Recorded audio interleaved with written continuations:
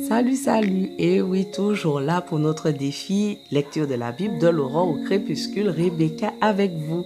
Merci Seigneur encore pour ta fidélité et merci de nous permettre vraiment de redécouvrir les merveilles, ta gloire et ta puissance dans ta parole. Viens nous parler à chacun personnellement et viens nous aider à comprendre le passage du jour au nom de Jésus. Amen. Allez, on continue. Exode 14, verset 5. On vint informer le Pharaon que le peuple d'Israël avait pris la fuite. Alors le Pharaon et ses hauts fonctionnaires changèrent d'avis à leur sujet et dirent: Qu'avons-nous fait là? En laissant partir les Israélites, nous avons perdu notre main-d'œuvre. Le Pharaon fit atteler son char et mobilisa ses troupes. Il choisit 600 de ses meilleurs chars qu'il fit suivre de tous les autres chars d'Égypte. Chacun d'eux était pourvu d'un équipage de 3 hommes. L'Éternel rendit obstiné le cœur du Pharaon, roi d'Égypte, de sorte qu'il se lança à la poursuite des Israélites qui étaient partis librement. Les Égyptiens les poursuivirent donc et les rattrapèrent alors qu'ils étaient campés au bord de la mer. Tous les attelages du Pharaon, ses hommes d'équipage de chars et son armée les atteignirent près de Pi-Hahiroth, en face de Baal-Tséphon. Le Pharaon s'était rapproché. En regardant au loin, les Israélites aperçurent les Égyptiens lancés à leur poursuite. Ils furent saisis d'une grande peur et poussèrent de grands cris vers l'Éternel. Puis ils se tournèrent contre Moïse et lui dirent: N'y avait-il pas assez de tombeaux en Égypte pour que tu nous emmènes dans le désert? Pourquoi as-tu voulu nous faire sortir d'Égypte? Nous te l'avions bien dit lorsque nous étions encore là-bas. Laisse-nous tranquilles, nous voulons être esclaves des Égyptiens, car mieux vaut pour nous cela que de mourir au désert. Moïse leur répondit: N'ayez pas peur, tenez-vous là où vous êtes et regardez.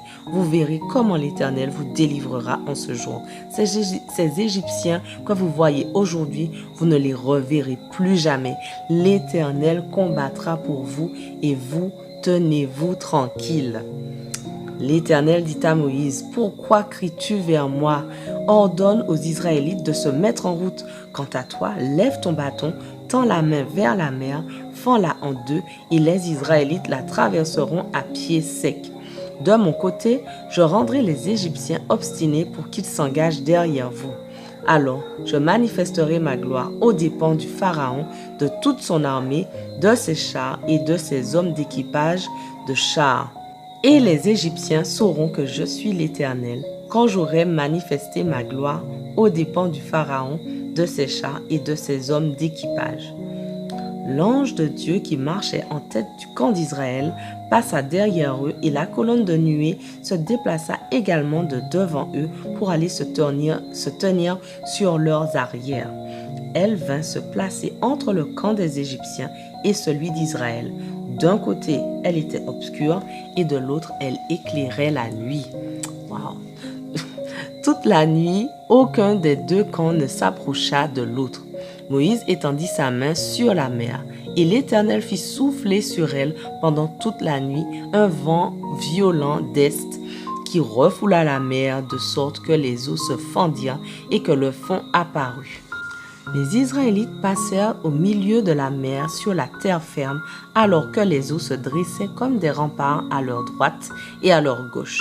Les Égyptiens les poursuivirent et tous les chevaux du Pharaon, ses chars et ses hommes d'équipage de chars s'engagèrent après eux au milieu de la mer.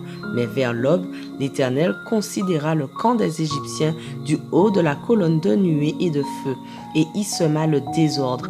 Il fit s'enliser les roues des chars, de sorte qu'ils n'avançaient plus qu'à grand-peine. Les Égyptiens s'écrièrent: Fuyons devant Israël, car l'Éternel combat pour eux contre l'Égypte. L'Éternel dit à Moïse: Étends la main sur la mer, et que les eaux refluent sur les Égyptiens, sur leurs chars et sur leurs hommes d'équipage. Moïse étendit la main sur la mer, et au point du jour, la mer revint en place. Les Égyptiens qui battaient en retraite trouvèrent la mer devant eux, et l'Éternel les précipita dans la mer. Les eaux refluèrent et couvrirent les chars et les hommes d'équipage de toute l'armée du Pharaon qui s'était engagée à travers la mer à la suite des Israélites. pas un seul d'entre eux n'en réchappa.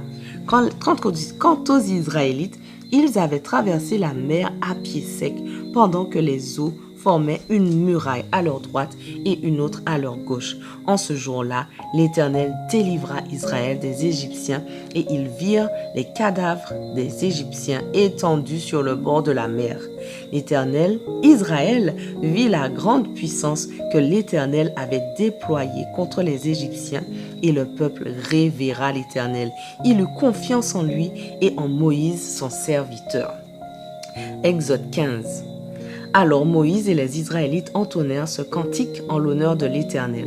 Je veux chanter pour l'Éternel. Il a fait éclater sa gloire. Il a culbuté dans la mer le cheval et son cavalier. L'Éternel est ma force. Il est le sujet de mes chants. Il m'a sauvé. Il est mon Dieu. Je le louerai et je l'exalterai. Lui, le Dieu de mon Père. L'Éternel est un grand guerrier. L'Éternel est son nom.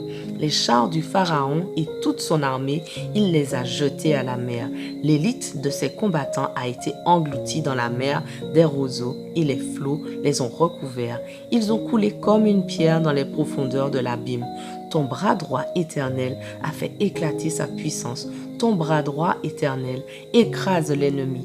Quand dans ta gloire éclatante, tu renverses tes adversaires. Tu déchaînes contre eux le feu de ta colère et ils sont consumés comme des brins de paille.